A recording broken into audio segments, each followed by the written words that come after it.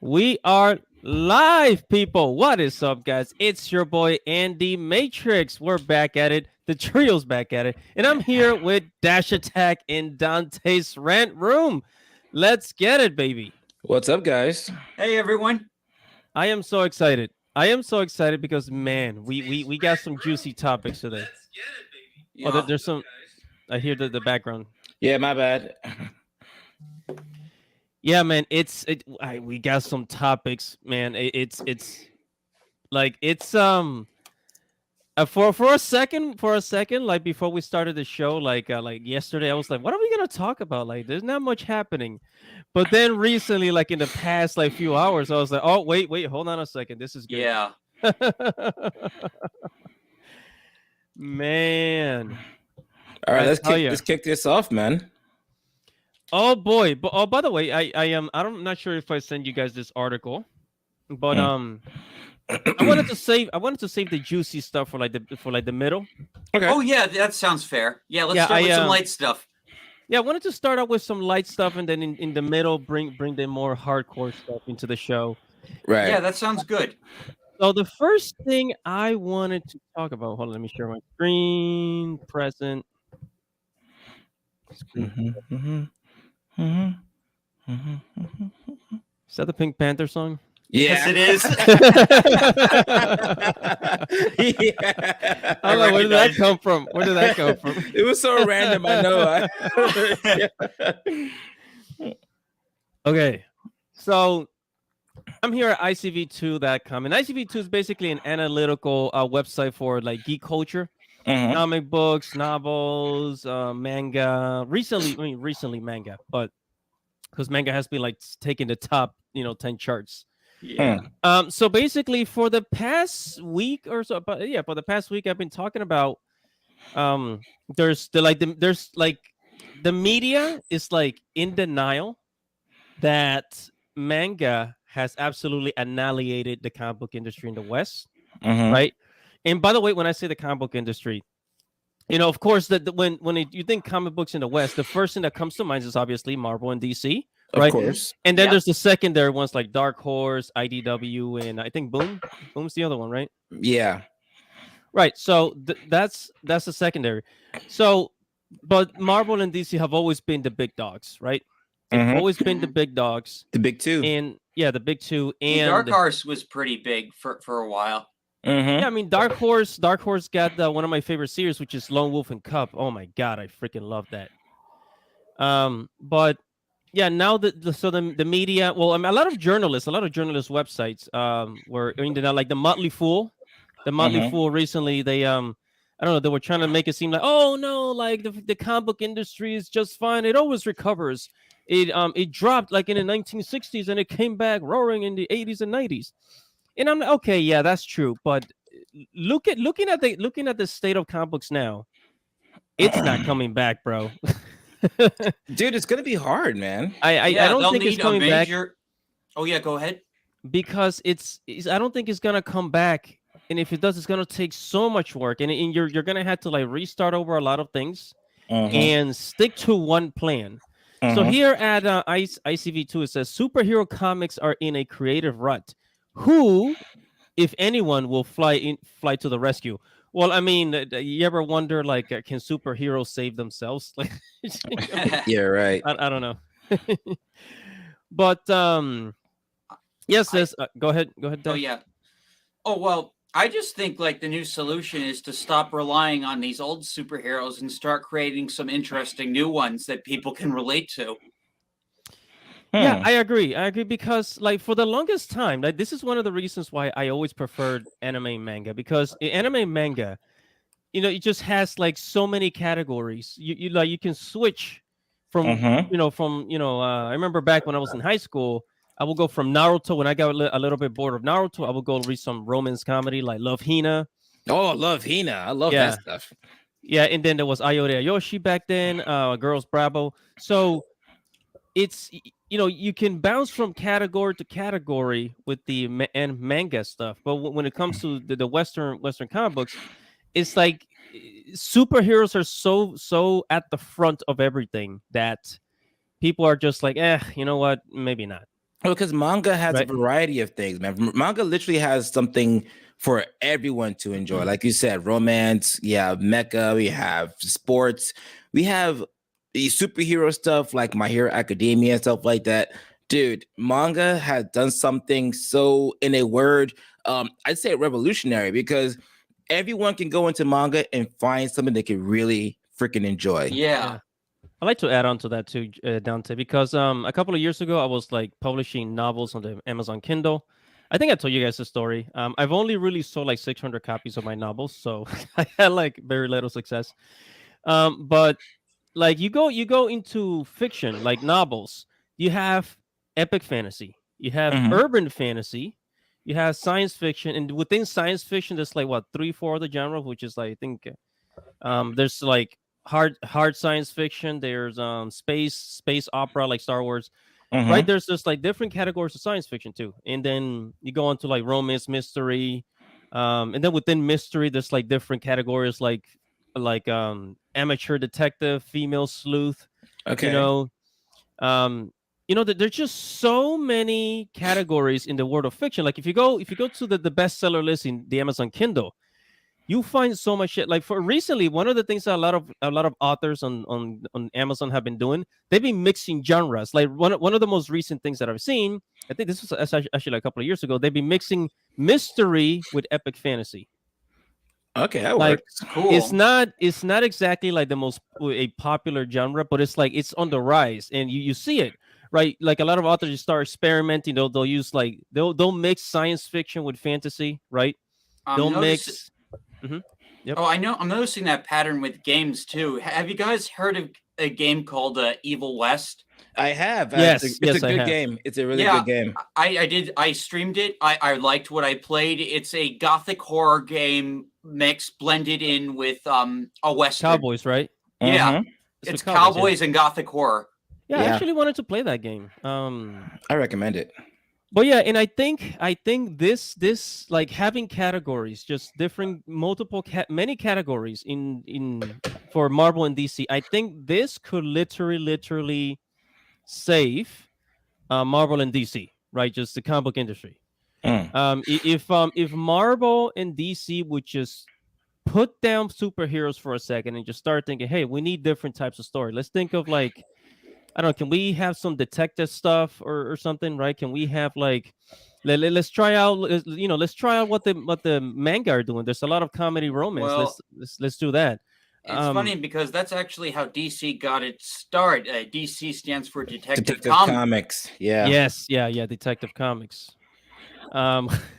If they could maybe start a mystery comic book, a series of that, or like, I don't.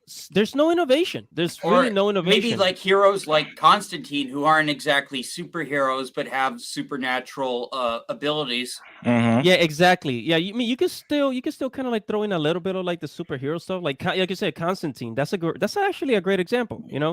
Yeah, he could do some work with Zatanna. It'd be great.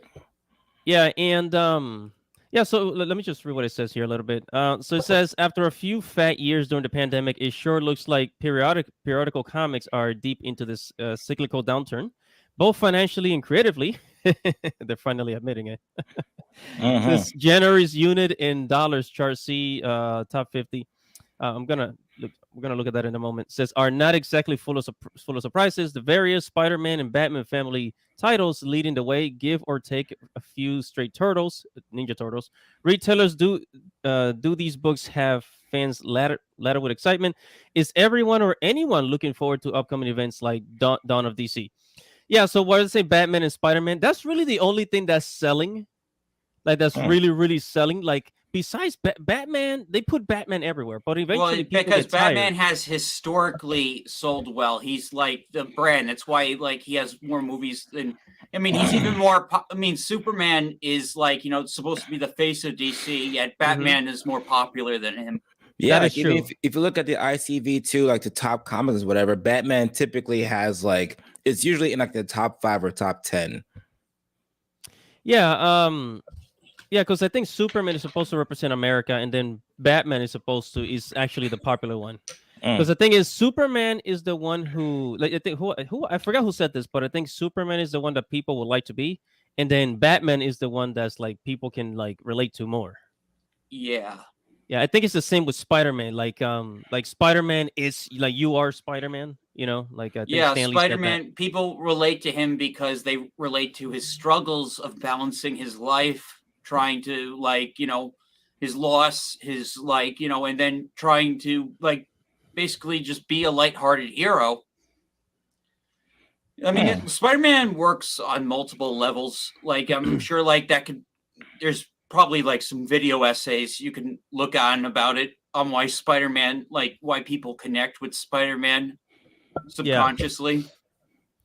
Definitely, man. And here it says recent data shows superheroes are about to lose their place as the top selling categories in the US. Gee, sounds to me like you need some new categories. And graphic novels, something that frankly might end up being good for the medium, but is going to hurt the direct market that depends on reliable repeat customers for monthly periodicals. Okay. I just want to add this to what they said about categories. One of the reasons why you go to an anime convention, like there's actually more girls at anime conventions, and there's a reason for that. Is because, you know, anime and manga attracts a lot of girls because there's just more options for girls. Now, with Marvel and DC, is like 70-80% of the audience is boys, right? Right. So I think if they want to reach a wider audience, create new categories that people can tune into. Like, Or for make example, better take a look at stories. no, but yeah, and of course, better stories. But I mean, take a look at like Death Note, for example. Death Note, there's no super. There, I mean, there's like the Shinigamis and stuff, but there's no superpowers. There's no like people shooting like energy beams out of their hands. No.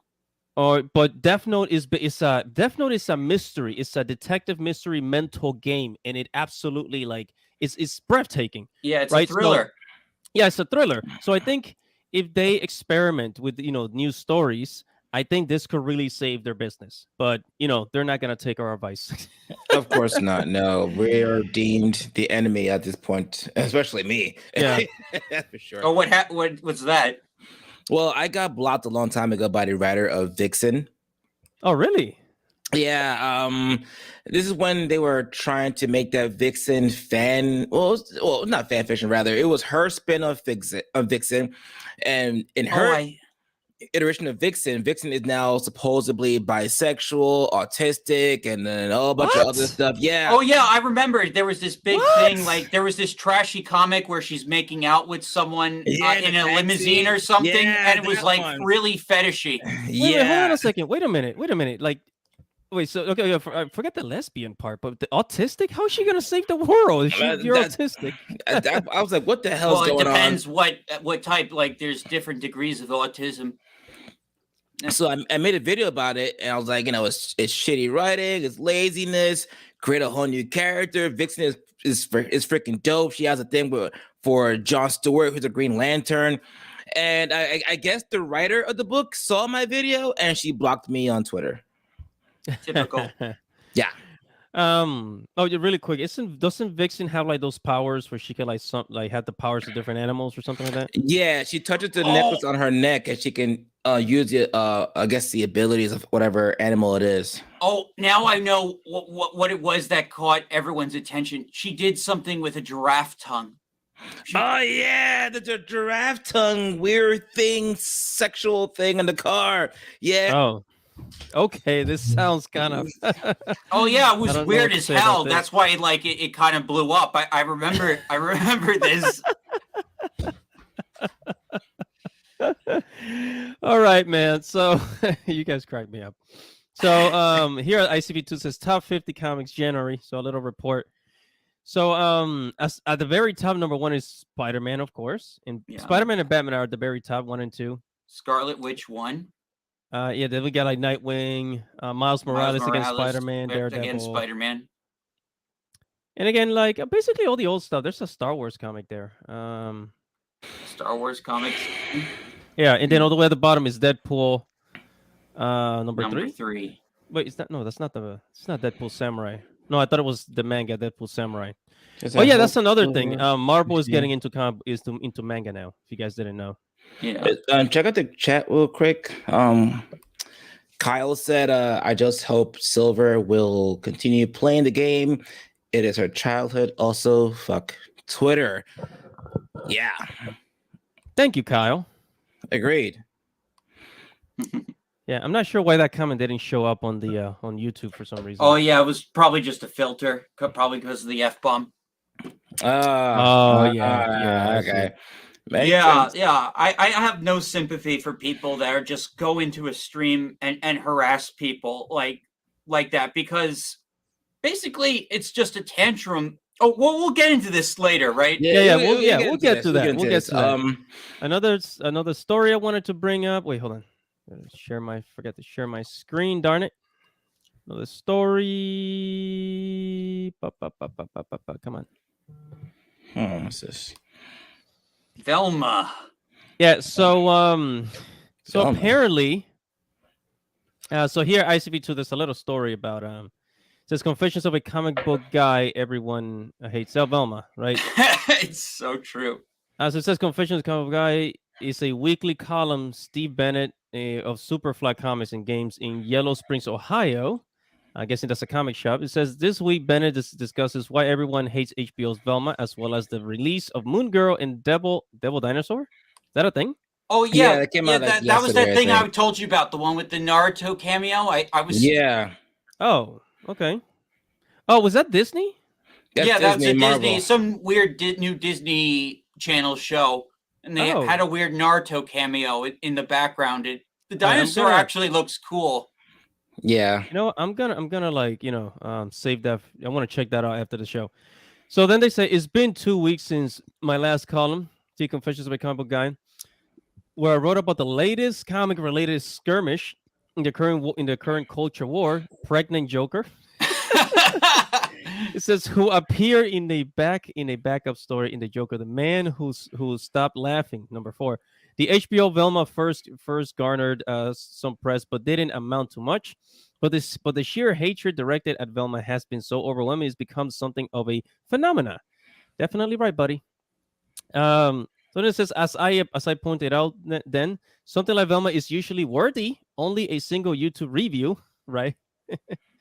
However, certain content creators kept coming back for second reviews, reviewing the series episode by episode until the 10th episode of the first season were streaming. As of the publication of this article, there's still more negative reviews have been posted, but the truly impressive thing is how many creators of YouTube, from Scooby-Doo fans to the run-of-the-mills haters, absolutely love this show.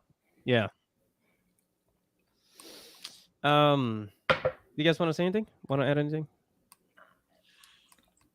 I mean, the gist of it is this film sucks. I mean, yeah, I watched a little bit of it. Of the first episode, I turned that completely off. It was garbage.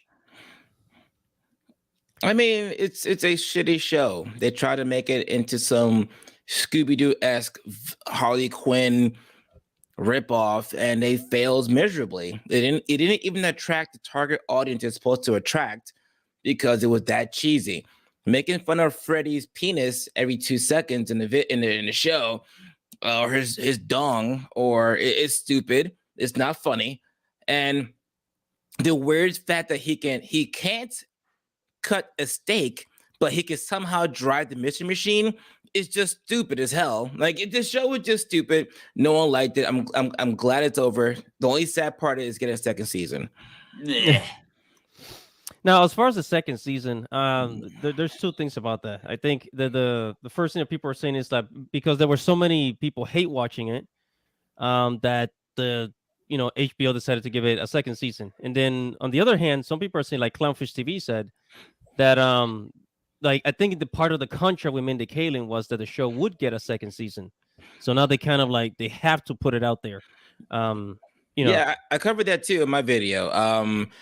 I said there's an article where Giant Freaking Robot said that hate watching it was possibly part of the reason why I got second season, which I I agree and I don't agree, because I also do agree with the fact that that Mindy Kaling was offered a second season contract agreement prior to the first season airing on HBO Max. Yeah. So that's what I think. But also I also do agree that if people don't want to watch a show and don't want to give it views, you probably shouldn't watch it, because the moment you click on that video, they don't care. You watch 10 seconds into it or 30 seconds into it, you're giving them your views, you're giving them your support, whether it be because you just wanted to hate watch it, or maybe you liked it, I don't know. But either way, if you don't watch it, if you don't like it, don't watch it. So I didn't watch it. It's kind of like on YouTube, you know, somebody watches my video, they hate it, they hit the they hit the dislike button. It's still a view. Right. Like I had a guy who used to make videos about me. He used to make videos about me nonstop, about he liked my content and how I was biased, and he said I sound like a right winger or whatever.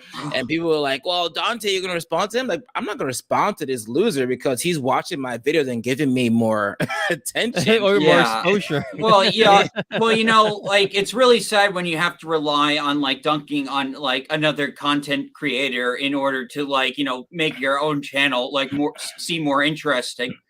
Exactly. And if I looked at this guy's channel, and all of his videos were he was dunking on Clownfish, he was dunking on the quartering, he was dunking on Young Ripper, he was dunking on me, which I was like, oh shit. I mean, oh man, I gotta get on this guy's radar. Like I feel kind of cool. Wait, right are you now. serious? Wait, how do I get on his radar? Can he make a video about me?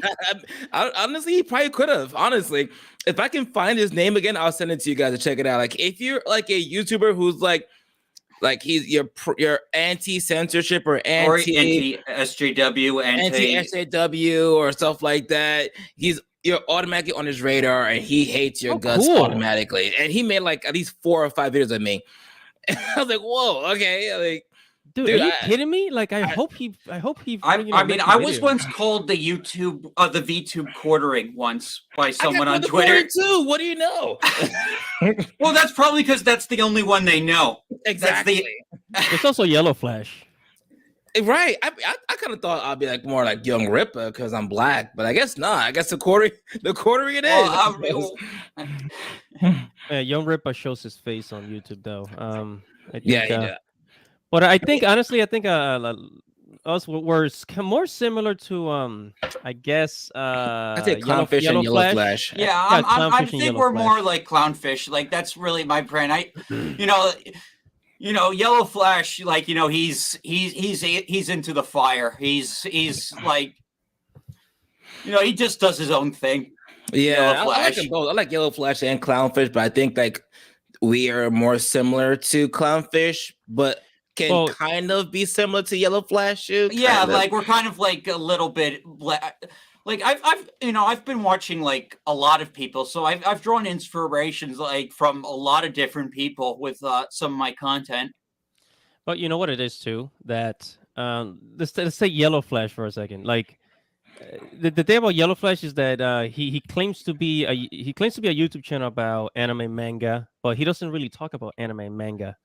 He's mostly like Hollywood, mostly dunking on Hollywood, you know, which is great. I love his content, but yeah. I don't know if he's like dunks or he's more of an anime manga channel, but he's definitely like a nerd culture channel. Like he talks about, he also talks about like actual stuff. Like we were talking about some stuff the other day about a girl that got murdered in New York City, and I was just like, okay, it's an interesting topic, but this is not nerd culture. I love the video. It was cool. I liked it and everything. I was like, it's kind of off though. Well, he kind of evolved more into a straight up political activist, I think.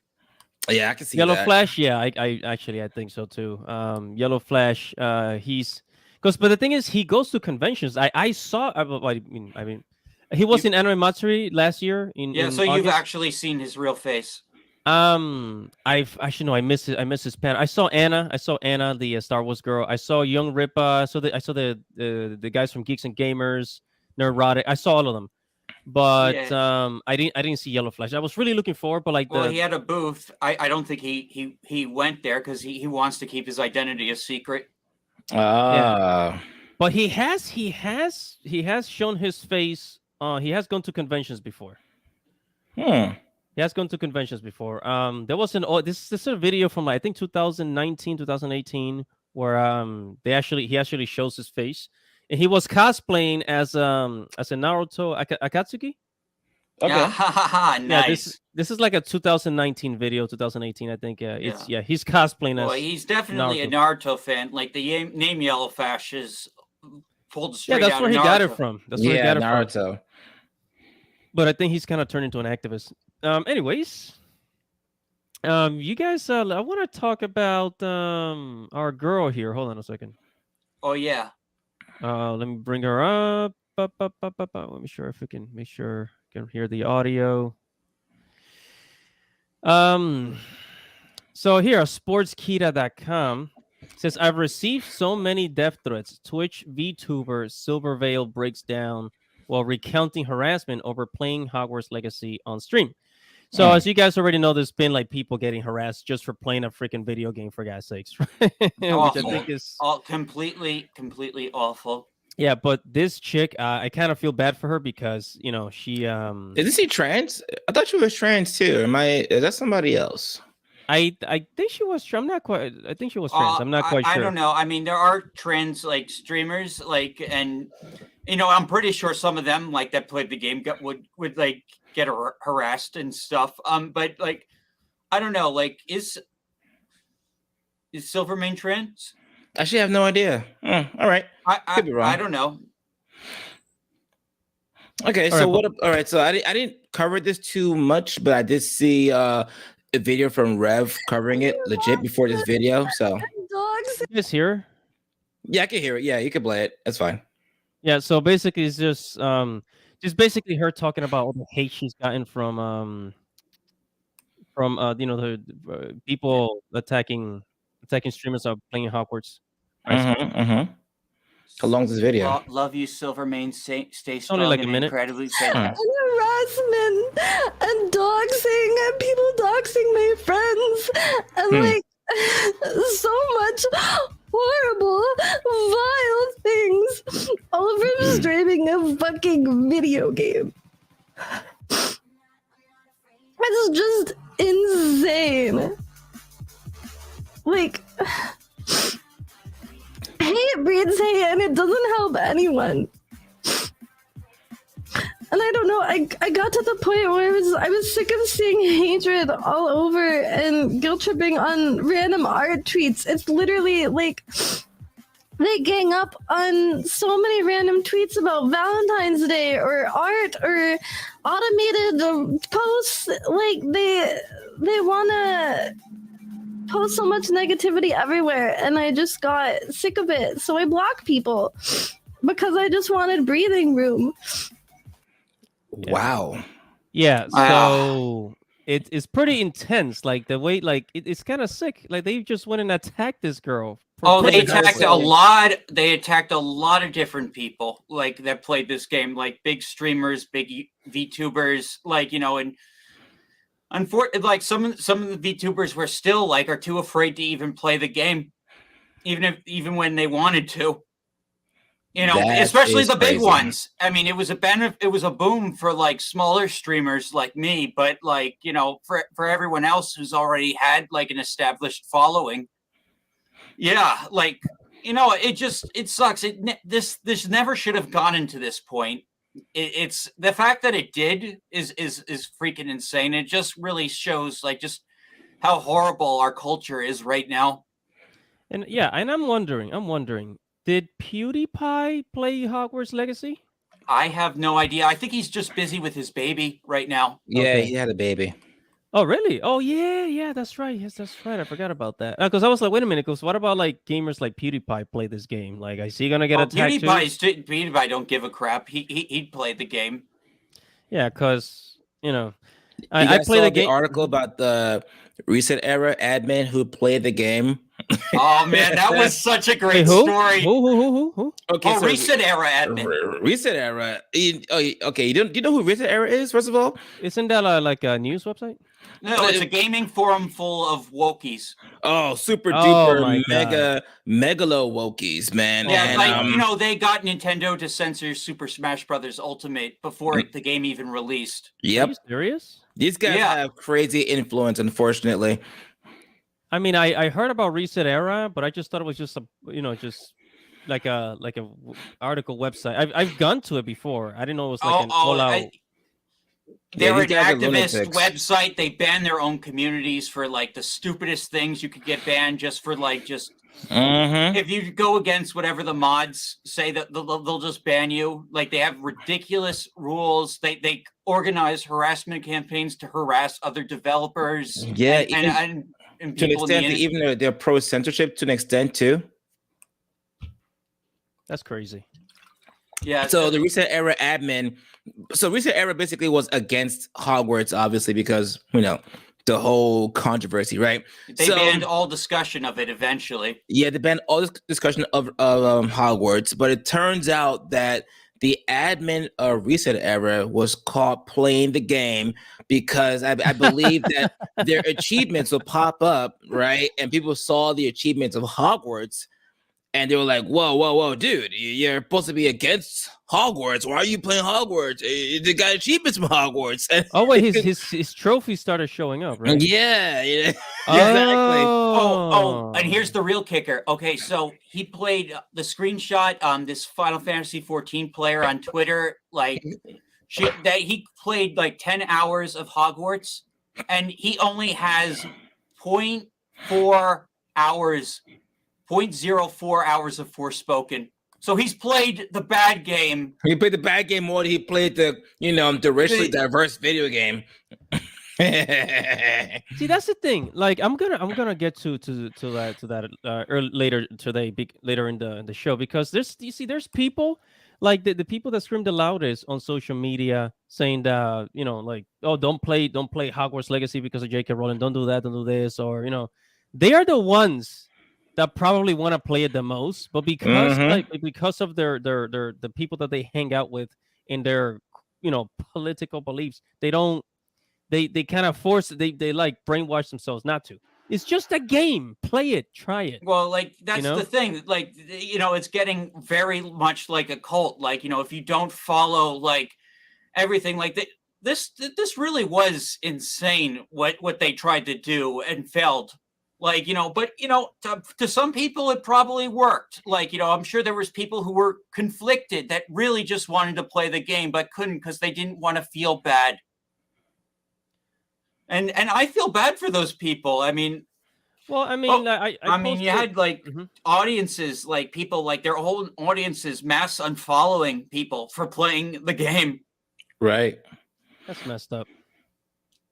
Yeah, especially when if you're a YouTuber or a Twitch streamer, when your income depends on that, that's oh man. Oh man, I didn't even consider that. Yeah, because that's what you just kind of made me realize oh well, if you're a Twitch streamer and you have let's say 50,000, 100,000 subscribers, and then you decide to play Hogwarts Legacy, screw them, I play whatever the heck I want, and then you have 5,000 people unsubscribe from your channel because of whatever reason, then that's basically your income. So I guess I kind of understand. I have sympathy for that because it has to do with money, paying your bills. But at the same time, it's just a game. It is just a game, and it's a game it's one of the most streamed games on Twitch. It's getting Elden Ring numbers. The boycott failed, and then all that was left was the tantrum. Yeah, which by the way, I've actually saw the numbers. So Elden Ring, according to the sales, Elden Ring sold 12 million copies, and Hogwarts Legacy surpassed that within the first 1 or 2 weeks of Hogwarts Legacy. So I'm guessing it surpassed the 12 million mark. Damn. That's crazy. That it is crazy. But I knew it. I knew that this game was going to be super popular because Harry Potter, J.K. Rowling is the first author billionaire, the first person in the world to make $1 billion selling books, the first one. And I think next to her is here in America is James Patterson. You guys ever heard of James Patterson? No, I haven't. Not I really. mean, if you go on Barnes and Nobles, you probably see his name on books all the time. So he's like, he makes hundreds of millions of dollars selling books, but J.K. Rowling sold billions because it's all over. It's popular in Japan too, by the way. Oh yeah, very popular. No, Harry Potter was popular like globally. Yeah, like in China, Japan, South America, you know, where I'm from, I used to hear about Harry Potter. It's like it's I knew that this game, I thought that this game could probably sell 50 million copies, which I don't know what the record is for like the most sales of like one title, but I thought that it had the potential to do that. It's just J.K. Rowling has an incredible money making IP, you know, and you know, for these, you know, 20, 50 people trying to like harass, you know, streamers on the internet, it's like, what do you think? You seriously think that you're gonna stop like all these Harry Potter fans from playing this game? This is $1 billion franchise, man. Okay, J.K. Rowling, this is like I think it was like Hello Kitty, and then it was Dragon Ball, and then it was Super Mario, then Harry Potter. It's like the $1 billion franchises up there in entertainment. Yeah, I think the most the top franchise is Pokemon. Yeah, Pokemon. Yeah, Pokemon. Pokemon's $1 billion, and then it was Dragon Ball Z, Hello Kitty, Super Mario, and then Harry Potter. It's like you can't beat it. This thing was undefeated from the beginning, man. I mean, like I guess like right now Harry Potter's bigger than Star Wars now. Oh heck yeah. I mean, I you know, as at least worldwide on a global scale, I say Harry Potter's more popular than Star Wars. And then the Star Wars people are gonna come and attack me for saying that. Well, no, it's because the brand's been very, very heavily damaged. Yeah. You know, but yeah, I mean, Star Wars used to be so much more popular, like, you know, before those Disney movies. Yeah. By the way, I heard that they're supposed to like revamp the last 3 movies. George Lucas is supposed to come back to direct it, but I don't think he has any power anymore, does he? I don't believe it. It's probably just a rumor. They wanted, if they wanted George to do something, he would have done it already. Yeah, but they kicked him out. Kathleen Kennedy didn't let him work on it. Yeah, exactly. They treated George like crap. Yeah, poor guy, man. Jesus Christ. Yeah, he's the one who appointed her. That's the kicker. He's the one who appointed her. It was part of the contract. Yeah, seriously. I did not know that. And then she said, we'll do job to honor and protect your characters. She said this to him. Lies. Yeah. Man, you know, I just want to share something with you guys. When I was in high school, man, I was like, you know, one day I want to move to Hollywood in California, and I want to work because my dream was to like work in Cartoon Network. I wanted to be an animator. Okay, me too. Right? And I was like, yeah, I'm gonna be an animator. And me and my friend actually went to New York to check out colleges, right? Like animation colleges. So we visited some colleges, and I look back now, and I'm like, shit. Like, I think I would have been miserable if I had ended up working for one of these. Yeah, same here. Like, you know, I wanted to be a games guy. I wanted to work in the game industry and with movies as a fallback. Mm-hmm. You know, it's just, you know, there's just so much like, you know, like gatekeeping and stuff that goes on in these industries. You're right. You know, it's not for us. Yeah, but you know what? One of the things that I'm glad that we do have is just all this indie stuff coming out, like Young Rippa, self-publishing. That's actually one of the reasons why I started writing novels on Amazon Kindle, right? And I do plan to write again in the future, but that's one of the reasons because I just don't want people to like have control over my story, my intellectual property, right? Yeah. Because you know, you work for who was it? This was years ago. This was like years ago. So Guillermo del Toro, I forgot the name of the movie, but Guillermo del Toro, he wrote a script, right? He wrote a script and he gave it to Hollywood. And then Hollywood on his script, they changed the name of the characters, and then they changed a whole bunch of stuff in his script. And when the movie came out, Guillermo del Toro said, "Hey guys, don't watch the movie." He told people, "Don't watch the movie." It's like that's how pissed off he was. Damn. You know, it's like because this happens all the time, and I mean this happens with the anime live actions too. Like, I mean, take a look at the Dragon Ball Evolution. It's like you give a script to Hollywood, and they look at it and like, nah, we're gonna change this. They're gonna change literally everything. The idea for Terminator, James Cameron stole the idea from Terminator from another science fiction author. Guys, real quick, check out the group chat. Oh, it's not the group chat, the chat real quick. Go ahead. It says I can't pronounce his name. So can I ask you something about comics in your childhood? You guys has read comics or not? It's really sad to me that comic industry are broken and will fail soon. It has many indie comics that has potential, like Vertigo, IDW, Dark Horse, and Mad Cave Studios. To answer your question from my perspective, I used to kind of read comics a lot, much younger than I stopped because anime and manga exist. So not to completely shit on comics or anything like that, because I'm sure there are some good comics out there. I say all the time, not everything in the comic industry is horribly bad, but there are some good things, but majority of it is obviously pandering and a lot of horrible writing and stuff I'm not really into. Whereas anime and manga, if I don't like something, I'll just stop reading it or watching it, and I'll go to the next thing that is much better, and I'll enjoy myself. You know what I'm saying? The only comics I'm buying are the collections of the IDW Sonic run on recommendation from a friend. You see, like that's probably the only reason why I would also go back to comics. If someone say, "Hey, Dante, did you read this?" I'm like, no, and I'm like. You're like, oh yeah, go read that. Like, oh, fine, whatever. I go read it. Gun to my head, yeah, that kind of thing. But other than that, I do think Marvel and DC is doomed for failure, as we all discussed, because of the simple fact of horrid writing, lazy writing. They're repetitive with their work. How many times are we going to see Batman origin story over and over and over and over? We get it. His parents got shot. Whoa. It's like, there's no creativity anymore, not much. And like I said, not everything about it. There's some good stuff in it. A lot of the Batman stuff now are pretty interesting. But come on, it's sad. If think of it this way, there are a plethora of comic book characters from Marvel and DC combined, right?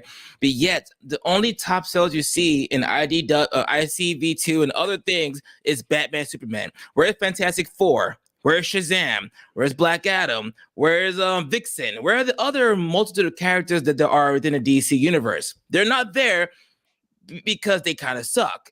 Even the new stuff that was reinvented for Vixen, nowhere to be found. Why? Because it sucks, you know? And it's not the character's fault. It's the people who write this crap who are to blame.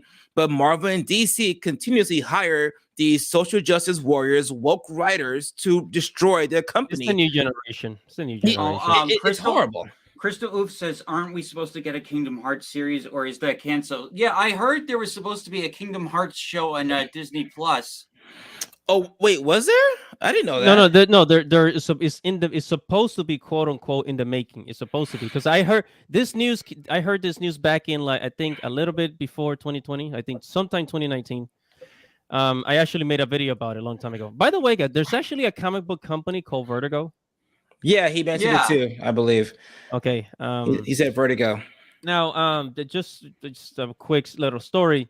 So my story with comic books is, back then I used to love this Sonic comic books, Sonic the Hedgehog. Those comic books were awesome. The Archie ones. Yeah, the superhero stuff. I would read. I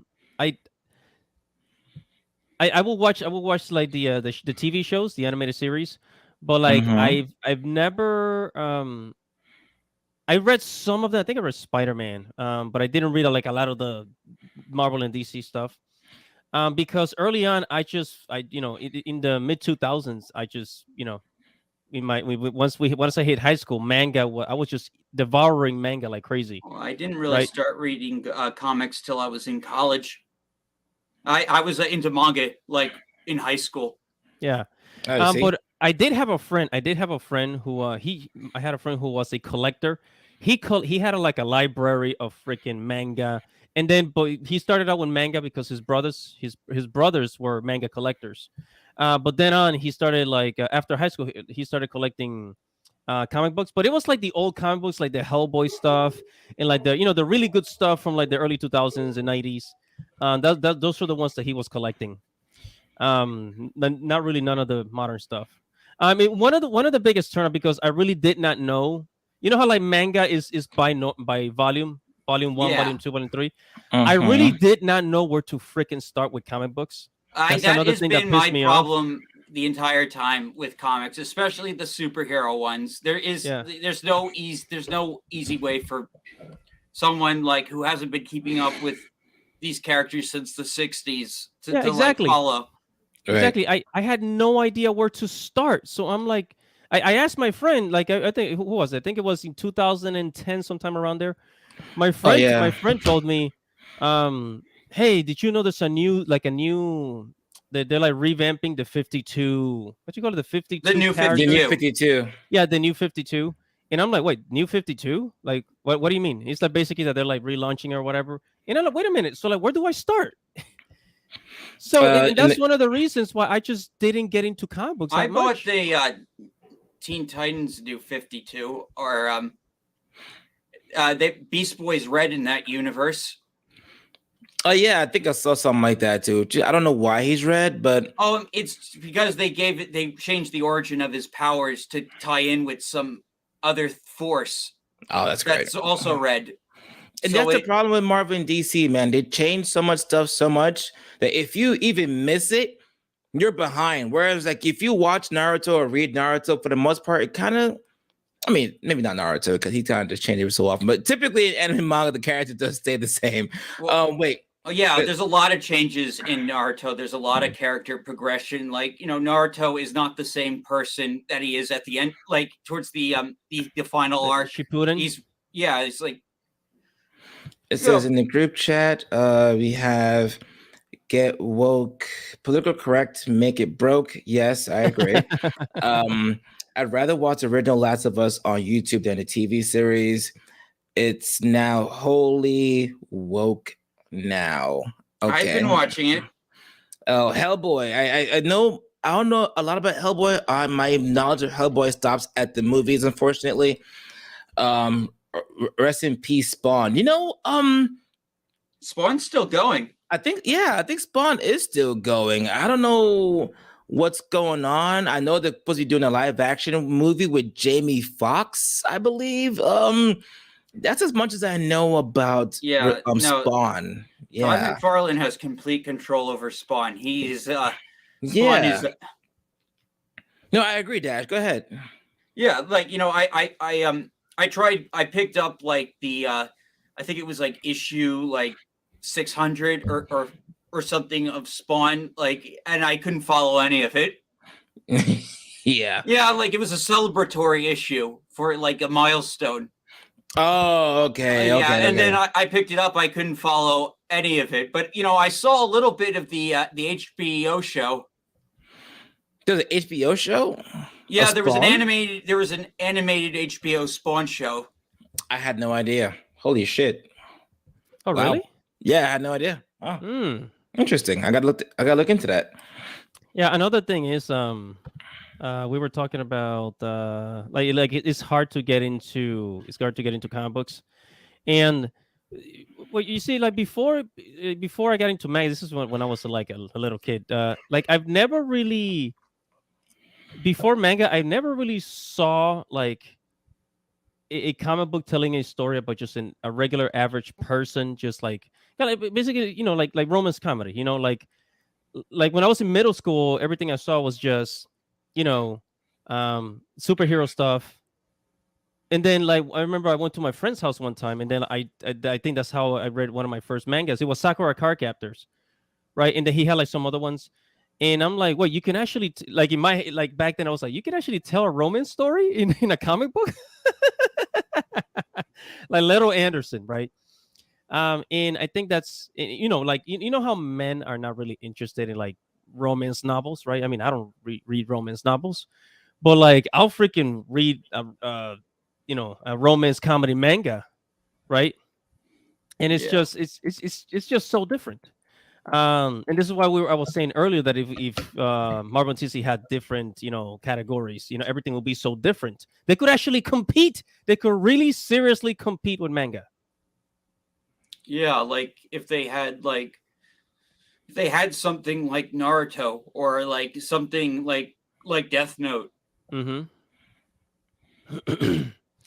Somebody in the comments said issue. What is it? Issue make it broke. They Need to turn to volume or graphic novel for readers. Yeah. Exactly. Make it more mainstream. Like make it easier. Like don't like make people do all this like homework, which is what is happening to the Marvel movies right now. Like and it's showing. Like they made people like they separated content onto Disney Plus, and now like you're seeing the effect. It's people seem to be checking out of Marvel. Yeah. The superhero, what do you call it, fatigue is definitely setting in. That's just my personal opinion. I know there's some people out there who really love the superhero stuff, but the hype died the moment Endgame was over. Yeah, honestly, I agree. Like once Avengers Endgame was over, I was like, okay, that's it. And then they mentioned there was like a phase 4 or like a phase 5, I don't know. Phase And 4 like, and 5. Yeah, and to me it just felt like, oh well, it's already done. Like after Endgame, it's like that's it.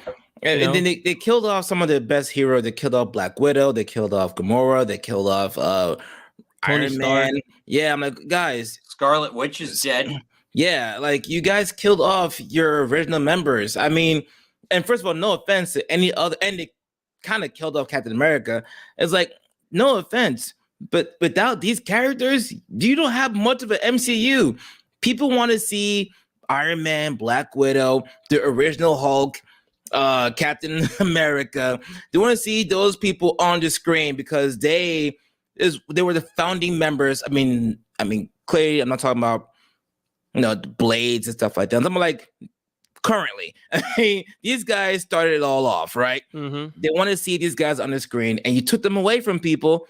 And I was like, okay, I mean, yeah, they'll go watch it, but there's this thing about these guys on screen that just made me want to go watch them, like, I don't know, maybe just me. I mean, well, it just seems like, it's just apathy. Like, you followed for the characters, then you got invested in the world and the expansiveness, and now like the characters are gone, the world just went through this like incredible shift, and now like they're trying to create all these different like threats to try and top that big event. And so now people are just getting apathetic to the whole thing. Like the universe could just blow up in a dozen atoms, and it's like whatever. True. All right, so let's move on to the next topic. I got some juicy stuff here that I wanted to share, and I actually made a video of this earlier today. Hold on a second. All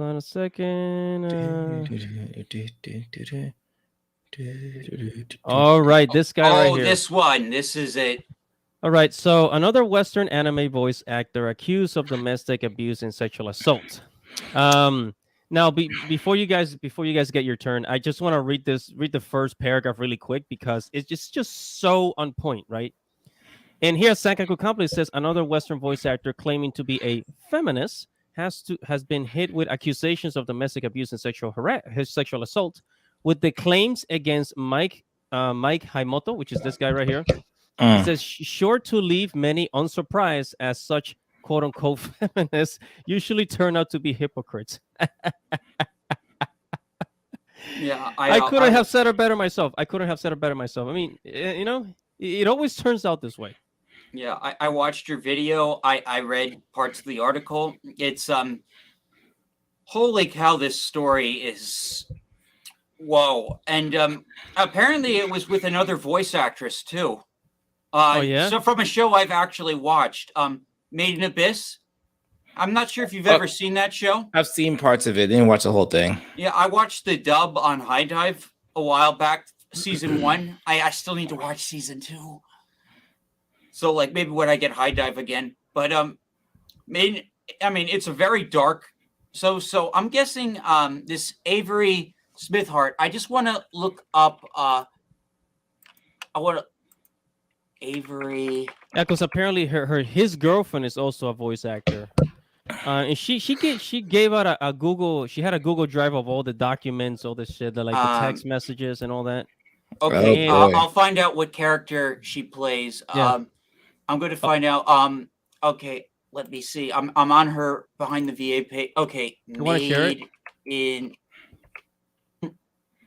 You want to share it, Dash? Oh, okay, yeah. Here, I'll share it. Oh yeah, sorry. Okay, so yeah, present, share screen. Okay, can you see it? Add to stream. Yep, there we go. Yeah, so let's see. Where's Made in Abyss? I don't know. It's not on her portfolio. I don't think she's if she does like maybe a side voice. Maybe I'm not maybe sure it why was they recent? Oh, maybe it was in the newer season. Maybe she's in the newer season. Yeah, maybe it was recent. That could be it. Maybe that's why it's not showing. Okay, so more about this guy. What did he do exactly? Because I don't know much about the story. I saw your video. I saw parts of it because I was actually doing something. But let me explain. Yeah. I'll explain. So basically, this guy. Let me go back to the. Can I share my screen, Dash? Yeah. So this guy, I'm gonna tell the story.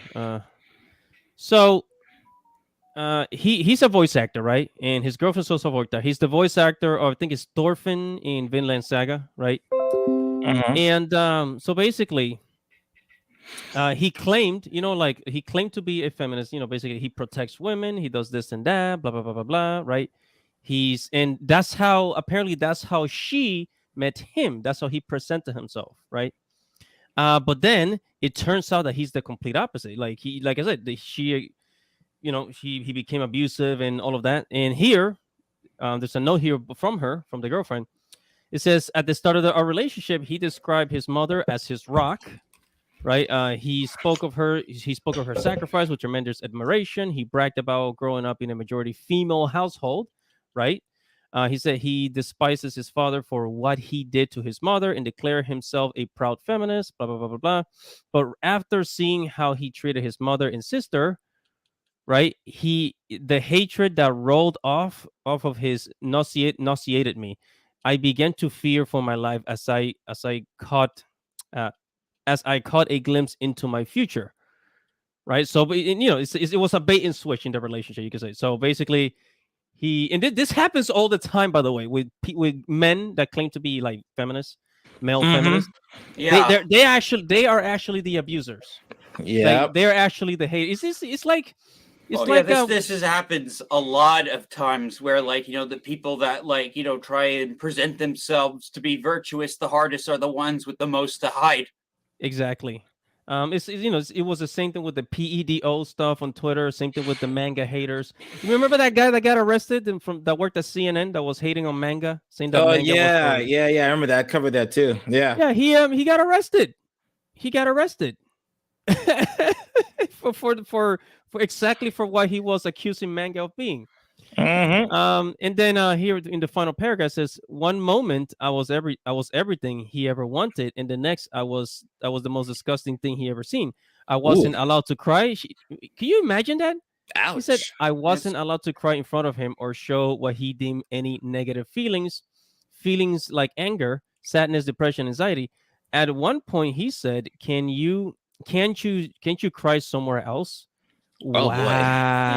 Yeah, this sounds toxic as all hell. That's crazy. That's one hell of a boyfriend there. That's Jesus, man.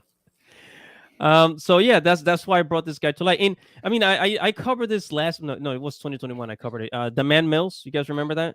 Yeah, I cover that too. The Right. man Mills. I mean, same thing is and also Oh yeah, this. the Damian Mills was a little like okay, so he used like a lot of legal thing to get his accuser to back down. So but not saying like it's dodgy as all hell. Dodgy as all hell. But this guy, yeah, like she's got emails and text. Oh, we'll probably go to court. I think we should be paying Oh, yes, attention right here to this actually. story. Here it is. We should be paying. Sorry, go ahead. I mean, what's going to happen to this guy? Is he going to get the Vic treatment? This is stuff we got to see in the coming weeks. We got to see how Crunchyroll, the new Crunchyroll, because Funimation is dead now. Yeah. So like the Funimation absorbed into how they're going to treat this guy, if like how other voice actors are going to treat this guy, because Damian Mills, like he has.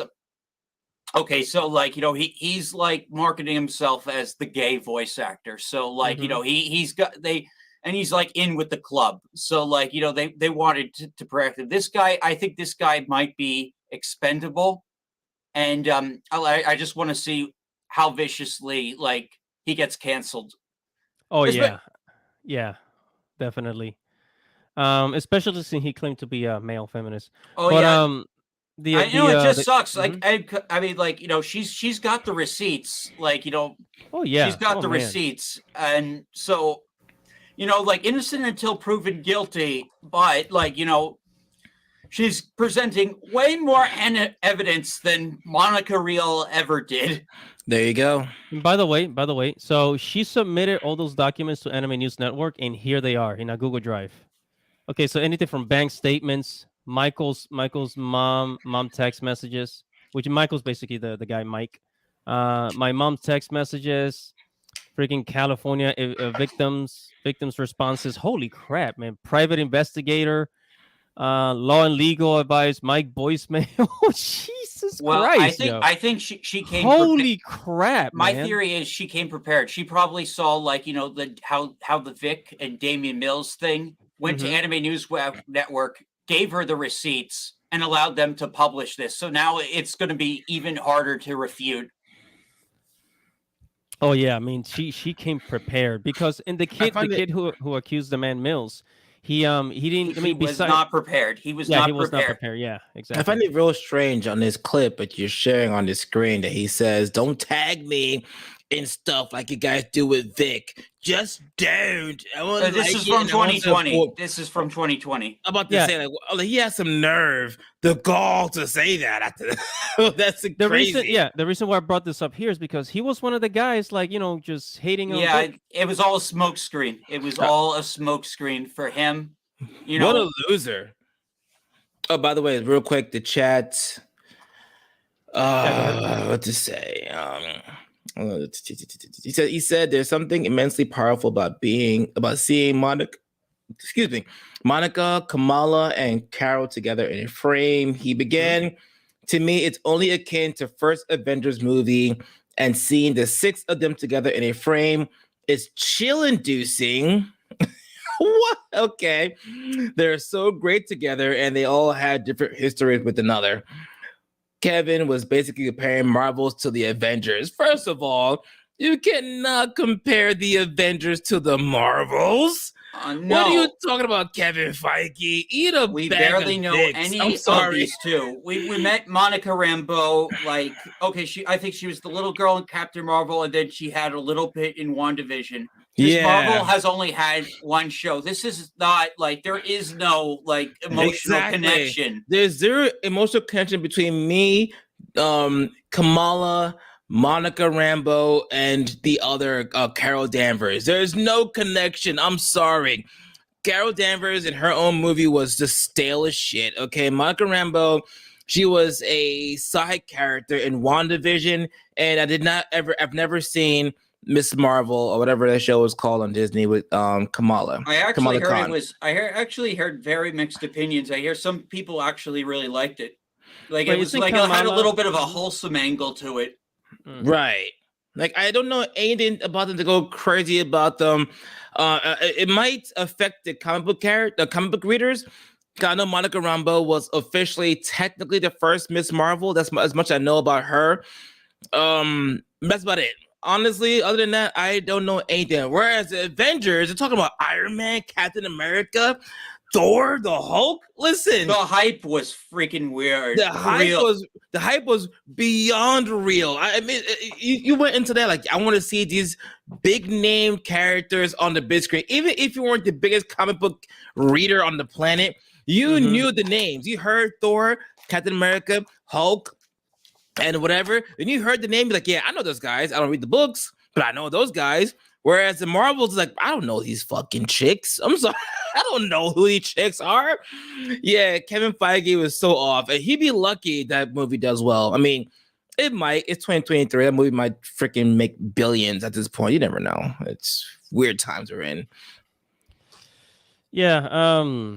But by the way, Kamala is the one with the has like those weird powers where like her hands become huge, right? Yeah, I heard they changed the powers Yeah. They changed it so now her powers are kind of similar to like. Have you seen Green Lantern? Yeah.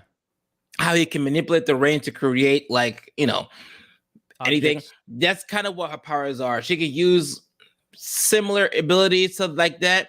It's like, so hers are like kind of purplish, whitish. I don't know, kind of describe it.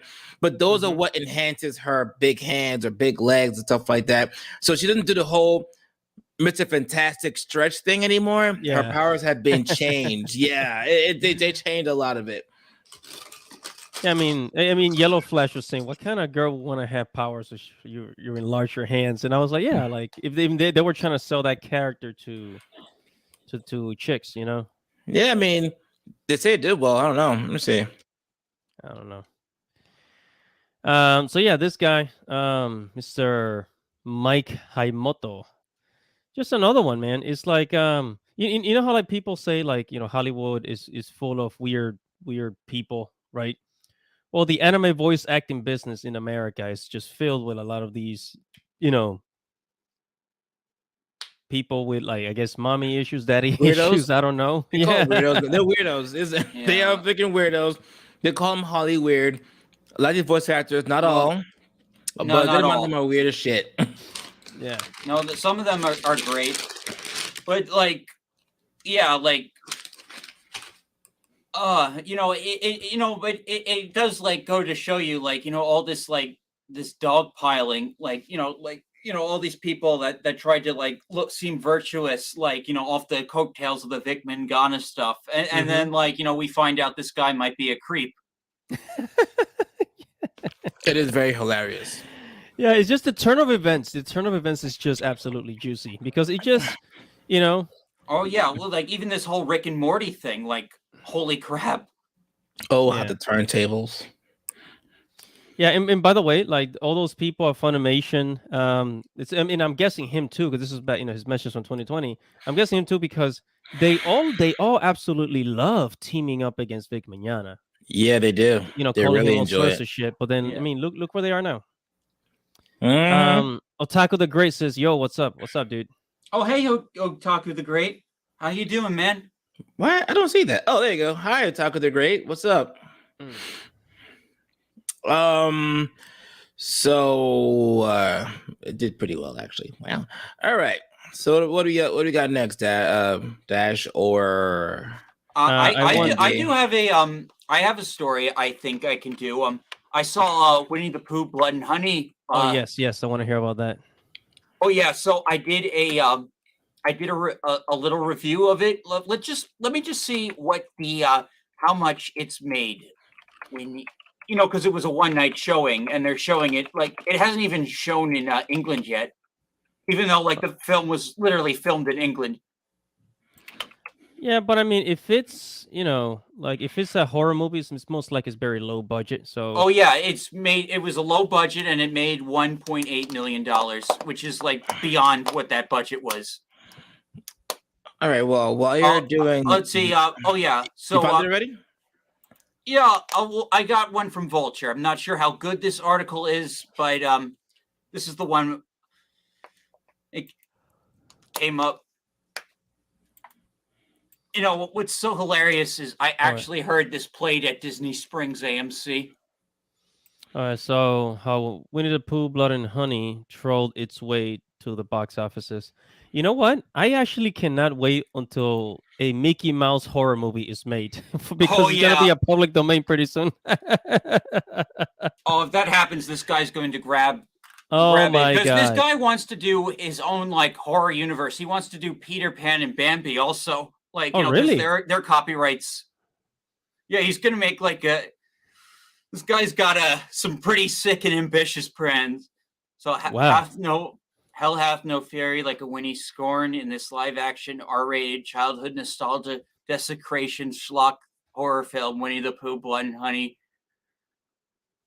Little cuddly, all stuffed with fluff, is repurposed as a Jason Voorhees like maniac. I'd say very much like Jason. Like, oh my god, like this had no right to be such a good slasher movie. One who sets out to avenge his abandonment in the 100-Acre Wood by college-bound Christopher Robin with the help of his partner in Savage the Tusk, Piglet. Oh man, Piglet was brutal in this. Wait, does this take place in America or in England? In England, which is Okay, where okay. where the Pooh the guy who created Winnie the Pooh was British. Oh, okay. Yeah. The Pharaoh duo. Yeah, so basically, like they get pissed that Christopher Robin left them for college. They become cannibals. They literally, like, in the backstory, like it said that like they devoured Eeyore. Holy crap! Yeah, so like then Christopher Robin comes back with his fiance, and they kill her. They kill her, and then there's a time skip. Like we don't know what happens to Christopher Robin. We think he's dead, but then there's a time skip, and then you have these girls on some retreat in this house, and Mm-hmm. the 100-acre wood is being deforested. Oh wow. Yeah, so like there's a lot like so without giving too much away, like this movie is freaking dark. It is extremely, extremely dark. Like it has like, the whole beginning, like Winnie the Pooh and Christopher Robin, they had those wonderful adventures and childhood friends. But then as soon as he left, all that goes away and like Pooh becomes like evil and he kind of corrupts his friends. Okay. And now Pooh's just like, like the backstory says like he developed a hatred for humanity, basically. And so like So is he actually a bear? What is he? they call him a half breed in this. A half-breed, So okay. it almost implies like I guess like someone had sex with a bear and this is or like that like all the 100-acre wood characters are just half breeds. Oh, so people were having. Oh, okay. Wow, this is actually interesting. Yeah, it's pretty freaking dark. But Christopher Robin, all he saw was like friends and stuff. He didn't like think because he was a kid. That's Yeah. how the you could actually see the backstory. Oh, that's what I'm gonna do. I'm gonna pull that up. They actually put that online, that intro. Okay, so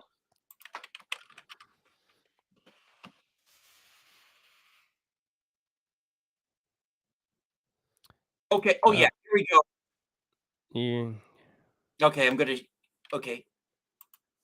Let me get the screen share. I'm sorry, I'm taking. Oh, wait, no, you're already screen sharing. Oh, am I? Okay. Yeah, you're already screen sharing. Oh yeah, so I'll just change.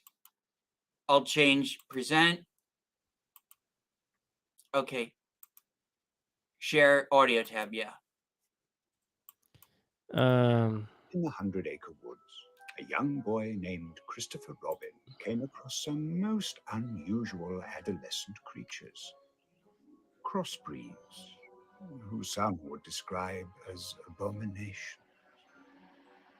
The creatures introduced themselves as owl, rabbit, Eeyore, piglet, and most importantly, Winnie the Pooh. With the naivety of youth, Christopher ignored the dangers and befriended them all.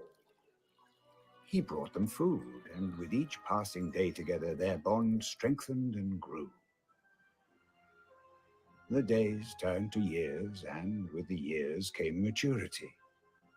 Eventually, Christopher had to make the hard decision to leave his friends to attend college, to become a requiring them to fend for themselves once more. Then winter arrived. The nights were deathly cold, with the land barren and completely devoid of food. One fateful night, on the brink of starvation, Pooh decided that in order to survive, the group must consume one of their dearest friends. And thus, Eeyore was no more. Jesus Christ. The trauma of this act warped the minds of the group. They became feral and developed a hatred to all things human, and in particular, Christopher Robin for abandoning them. A pact was made. They renounced their humanity and returned to their animalistic roots, swearing never to talk again. Okay, yeah, I'm actually gonna see this movie on Monday. Yeah, I'm actually gonna watch this movie. Looks Oh, interesting. are they gonna replay it? Because I thought it was only a 1-day showing. Oh, is it? Oh, well, that's I'm just screwed then. Oh, I mean, I thought that it was just in theaters, you know. Oh like- yeah, it was a event, like a very minimum showings. So like, but I'm sure like they'll make it available on streaming eventually. Oh, wow. I thought it was Yeah, just. but I did see the movie. I saw it. It was brutal. It was dark. Like there's a scene like, oh, like holy, like it was No extremely dark. spoilers. No Oh spoilers. yeah. No spoilers. Like, but just expect there. I did say in my review there was a lot of blood and there was a lot of honey. Wow. Can I spoil one thing though? No, that's no. Yeah, go ahead. Go ahead. Okay, one thing. Pooh actually kills a guy by summoning bees in one scene. Oh wow. I like to see summoned that. bees. And then the bees swarmed him. It was so fucking funny. Yeah, if you get stung by another, you could actually die. Oh wow, yeah, that's- no, true. But it's just like, it's like I didn't know Winnie the Pooh could do. It was just like this version of Winnie the Pooh. But He's like Bioshock. The actor of Kenobi played Christopher Robin before. Oh, okay. I had no idea. Oh yeah, that Disney did a live action cash grab of Winnie the Pooh. It was actually a nice movie. It was called Christopher Robin. Oh, I heard about that. Yeah, right. Oh, I had no idea. Yeah, I saw it. It was pretty good. I didn't watch it, but I knew about it. I've never been a Winnie the Pooh fan, but I do want to see this horror movie. Yeah. All right, guys. So we're almost coming to the end of the stream. Not sure. I saved one last thing to talk about. I thought you guys might be interested because it's just. Wait, Otaku the Great says Andy doesn't want to describe the unspeakable horrors. So there's actually, you know how some people like to make parodies of TV shows, movies, and turn them into adult stuff, adult movies. Yeah, well, I mean, this is not gonna. I promise this is not gonna be like graphic. This is not gonna be anything like that. But apparently, somebody decided to make a Chainsaw Man adult version of Makima and Denji. So if you guys watch the anime, Oh man. Oh yeah, I saw your short video. This crazy girl. This crazy bitch. yeah, so somebody decided to make they basically just took that one scene where like Makima and Denji were like talking in her office, and then just took it to the next level. So she's a creepy character. I mean, yeah, but people do like her. It's just, I don't want to like, hold on. I don't want to show everything here, but basically, you guys. It gets pretty spicy though. You sure you Yeah, want to show it that? gets. I mean, I'm not gonna play the video. I'm just kind of like just like moving the little arrow here. You're gonna make a mistake. Don't. Oh, Yeah, maybe you should. all right. You probably shouldn't play that here. It gets pretty spicy.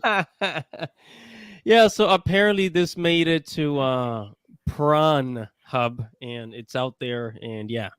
Yeah, they do have a hentai on Pornhub. I was watching. You ever heard of Wordsworth? Wordsworth? No, never heard of it. It's a very old, like 90s hentai, and that was like, I guess it's the only hentai I ever watched, and it was interesting. All the hentai tropes are real. All the jokes people say about hentai, they are 100% real. Oh wow. Honestly, I haven't been keeping up with. I don't really watch hentai. Oh, well, yeah. Well, I mean, no. I mean, I'm not like Well, I'm not gonna like digest anything about what I do in my free time, but like Yeah, I would just okay. say hentai is not like something I regularly do. But I checked this out. I did check this word thing out, and it was something. It was an educational experience, to say the least. Yeah, I mean the last one that I've actually saw like back to back was Bible Black. But that was popular like back in the 2000s. Bible Black. Is that a hentai, or I thought that was a regular anime? No, it's a hentai. It's a hentai. It's like basically like girls in school, in like a private school, doing dark magic, and like they summon these spirits and demons, and they all this stuff happens. the tentacles. Yeah. Yep. That's kind of like Wordsworth, like just in a dark fantasy setting. Yeah, it's I mean that was popular back then. I mean, I honestly don't know what's happening with modern hentai. Like, what are they experimenting with? I don't know. I don't Dante, know. do you know? Not sure if I want to know. Hey, Dante. Yeah, what's up? Sorry, I was kind of expecting you to say something about it. Oh, I was, but I bit my tongue there. I was like, oh, I'm gonna bite my tongue. All right. Sun Tzu said, "Hey, what's up? How's everyone doing? We're good, man. Just another live stream. Did you guys hear about that? Okay, have you guys ever watched JoJo or watched it or read the JoJo series, JoJo's Bizarre Adventure? Anybody? I've seen all of part 1, part 2, and parts of part 3. Okay. I watched like the very first episode of JoJo. I never got into it, honestly. Okay, so this is gonna be interesting. All right. Before we're done for the night. So I'm sure you guys are aware. No Dash might be. There is a weird movement to kind of turn tomboys and femboys into trans characters in the world of anime and manga. It's the newest thing now. So in the newest saga of JoJo's Bizarre Adventure, season or series 9 or whatever they're calling it, to JoJo lands, right? They're trying to imply, when I say people, I'm talking about the Puritans and mutants of Twitter, right? They're trying to turn the main character's brother into a trans character. Meanwhile, the character, which I shared in the group chat, by the way, I don't know if I can.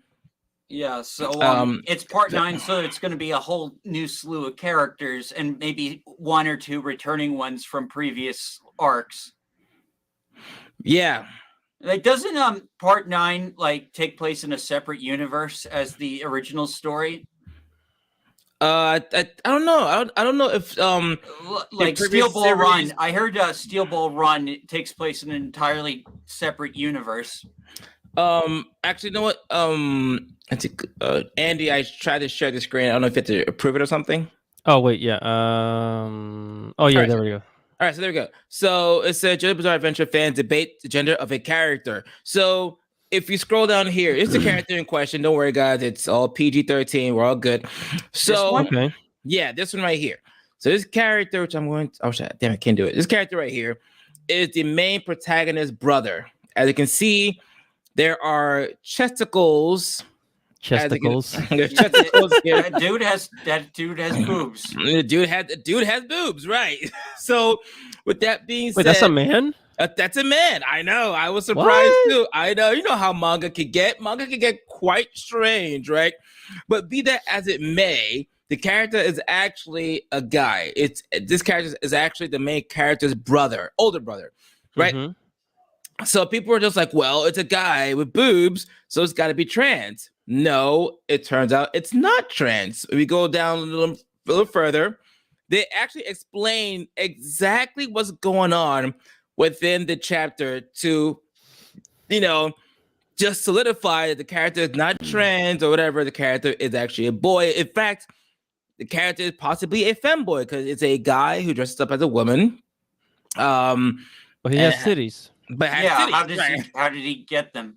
So it says, as you guys can see in the manga, they actually identify him with male pronouns. They use male, he, or whatever to identify the character. And then in the last part here, it says, I've never seen it actually done, but the slight swelling in his chest is from a cosmetic injection. Yeah. He basically turned himself into a Fuda with male pronouns. Pretty much. And I've seen it before where bodybuilders use this chemical called synthol, right? Synthol basically you inject into your body to give the illusion of making gains. You have it basically increases your muscle mass, but it's not real. It's all basically oil that you inject into your body to make yourself look bigger. It's a real thing. It's dangerous, but it's a real thing. So that's some of what happened here. The brother probably went to Hawaii because that's where they are in this manga. They're in Hawaii, and they probably injected something very similar to synthol into his chest to give the illusion of him having titties. However, he's just a man. I'm honestly wondering if the manga author, who is into like Western stuff, his favorite, JoJo's filled with musical reference. Yeah, I'm wondering if he did this just to screw with everyone here. And that was my thought too. I was like, this guy definitely had something in mind when he did this. Just, I guess this guy knew that doing this was going to like blow people's minds. Like, it's a guy with titties. Oh my God, it's got to be something. It's something new. What's going on here? Turns out it's very simple. And if you skip this very first chapter or these pages, you're going to be like, oh, well, it's got to be something else, right? It's got to be something different. Well, no, it's not. It's not. It's a guy. He goes by the whatever pronouns that people do nowadays. And yeah, I'm assuming that a lot of people on Twitter were really hoping that he was trans or something, right? And that's where this whole thing came about, because people on Twitter were like, well, this guy's got to be trans. And by the way, I'm going to say it now, I have nothing against trans characters. Original trans characters are awesome. They're dope. There are trans characters in anime and manga. That is fine. However, if this character is femme, then it is what it is. A femboy. Even the article goes on to say, it says, so if JoJo is a series filled with a lot of homoeroticism. So, like, if this were a chance, it's going to be like, it'd be up to the author. I mean, it'd be. I don't think it would conflict with JoJo's direction at all. Exactly. Imagine watching JoJo or reading the manga and being homophobic. It's impossible. You couldn't. It's true. You'd be uncomfortable the entire way. It's impossible. I mean, especially part 2. Exactly. I love all the anime. I have a question. Yeah, go ahead. So the mangaka of JoJo, is it male or female? Male. He's a male. I think it's a male. Okay. Yeah. Okay. For a moment, I was thinking, okay, it's probably a female manga artist, because I don't know if you guys, I mean, Dante already knows, but 70% of manga artists in Japan are female. Yeah, they are. 70%. Mm-hmm. So I was like, a chick made this, didn't again about enough. But... No. I mean, this guy's into like some really like good classic rock, like, so like the JoJo meme with the roundabout, like that was stuff my dad was listening to in high school, like, so when he heard that when I was watching JoJo, he was like so surprised. I bet.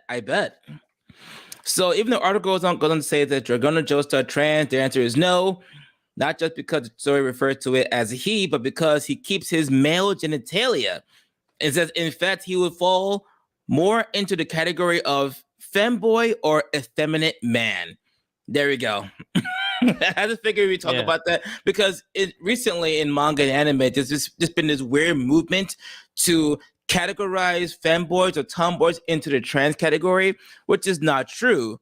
Tomboys are not trans, femboys are not trans. Tomboys are tomboys, and femboys are femboys.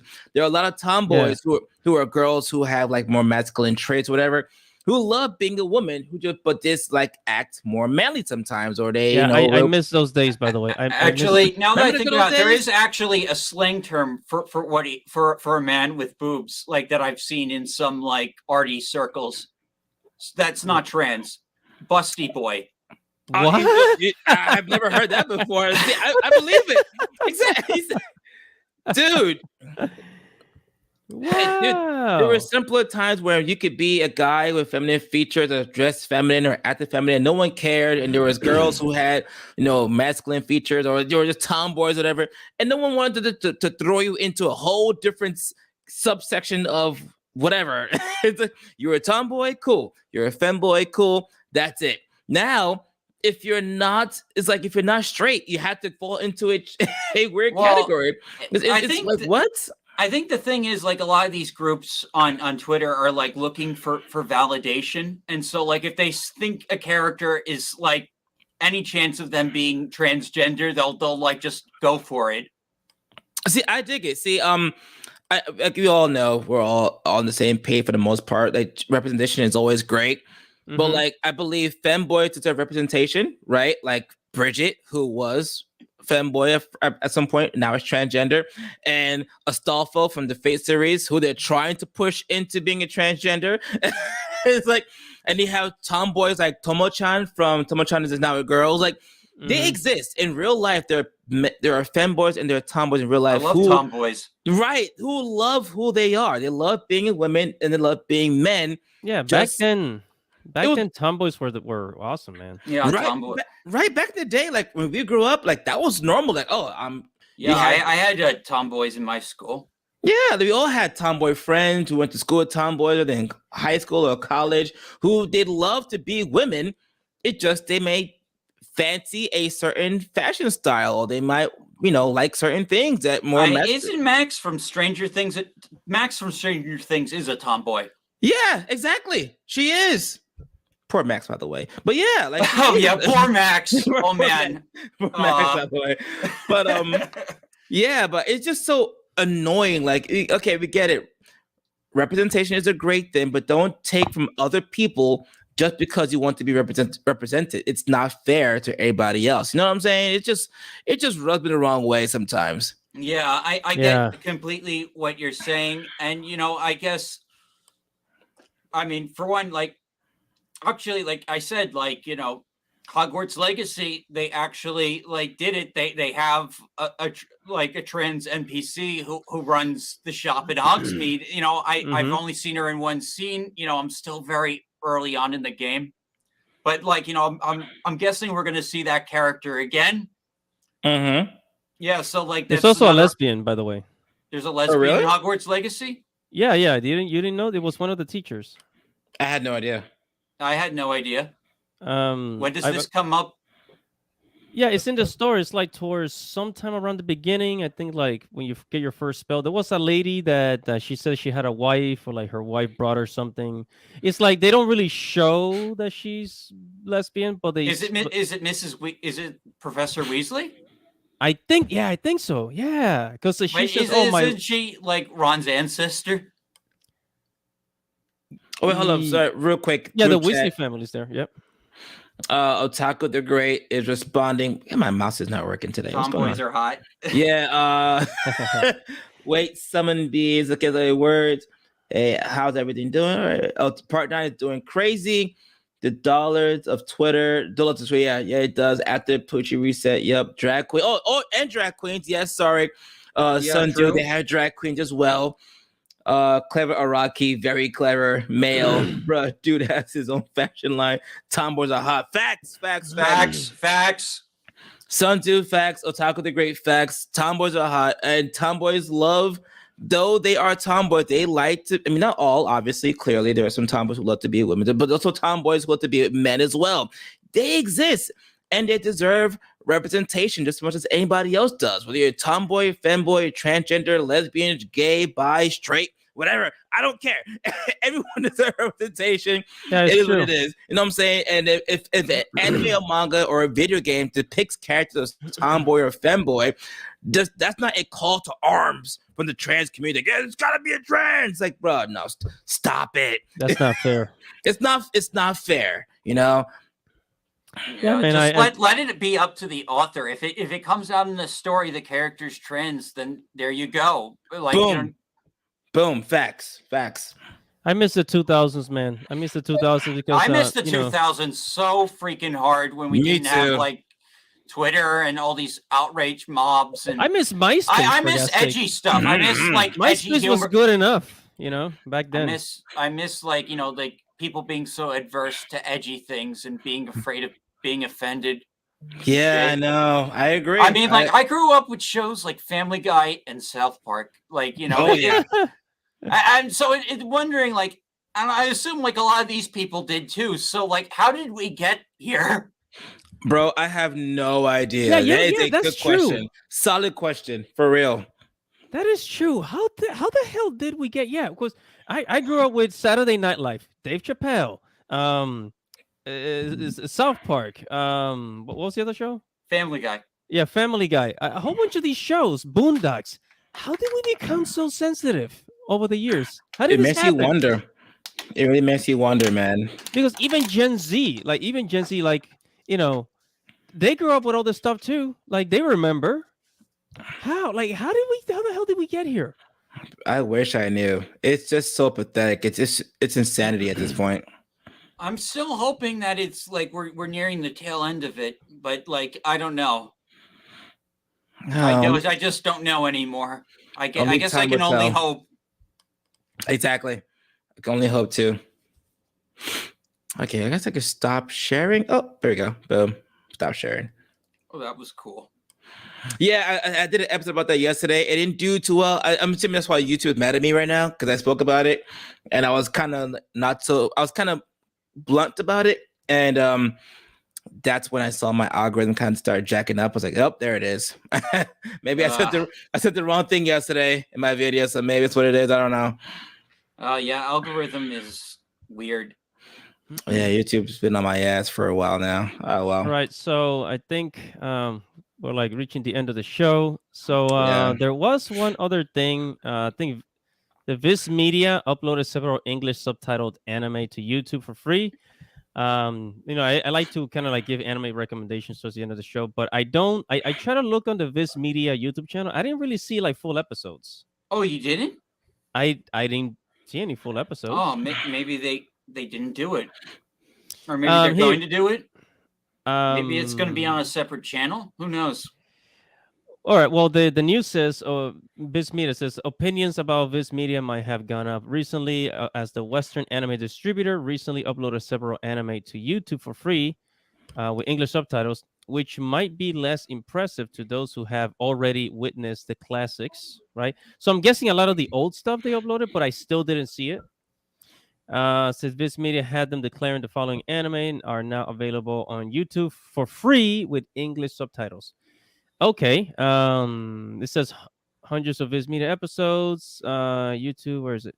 Death Note, Hunter x Hunter, Inuyasha, Osomatsu, Naruto, Sailor Moon, and more.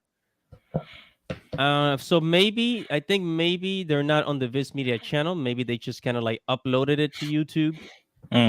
Like those YouTube movies that are they're free with advertisements. Yeah, I'm gonna check it out. Maybe that's what they did. Okay, cool. Yeah. So, you guys got anything else you want to share? Oh, that was it, man. That was a great stream. Yeah. Yeah, I'm good. All right, man. So I guess that concludes the end of the stream, and I had a lot of fun. This was another great stream, and hopefully next time we will have a guest. I really, really like having Otaku Daikon on the show. That was really fun. That was fun. But next show, what I plan on doing, what I would like to do, is to bring in Ministry of Otaku on the show. So really okay, cool. Okay, he's gonna have to be my replacement because I got to. I won't be here next week. Okay, understood. Yeah, he's gonna talk to us about anime. He's an anime convention journalist, so that'll be great. Oh, cool. So yeah, it's fun. It will be fun to have him here. So I guess that is all, guys. Any last words, Dante Dash? No, that's it, Yeah, I'm guys. good. Great stream. Good times. Good times. All right, so guys, remember, if you haven't already, subscribe to Dash Attack, subscribe to Dante's Rant Room. If you haven't already, subscribe to Andy Matrix TV. We make really cool content about anime, manga, video games, and all that cool stuff. So if you're into that stuff, check out our channels. Oh, And, real quick. I'm sorry, yep. Dash. I'm sorry, Andy, to cut you off, bro. I'm Yep. so sorry. Real quick, guys. We are not like other AniTubers. I know I saw a tweet on Twitter like AniTubers are just horrible because they get all the subscribers, they blow up, and they start to talk shit about anime. We are not like that. And don't worry, we're gonna prove it to you guys as we go along. So if you're thinking, well, Dash, Dante, and you're gonna switch up on us in time and talk shit about anime, we're not. But we will No, prove I it to love you guys. anime. Yeah, we will prove it to you guys. We love anime. We love manga. We love nerd and geek culture. Love we love Japanese games. We love Japanese games. and traveling to Japan too. And traveling to Japan. I haven't been to Japan. If you want to see stuff more about Japanese video games and stuff, look at Andy and Dash. I'm more into anime and manga, and Andy talks about Japanese culture, anime and manga. So guys, we're all about that life. Trust me, we're all about that life, and we're not going to switch up on you guys. And we will prove it to you guys as we proceed. I promise. That was an awesome statement, man. Yeah. Yeah. Awesome. Lovely. All right, guys. Good night. This is your boy Andy Matrix, Dash Attack, and Dante. Yes. Godspeed. Bye, everyone. Godspeed.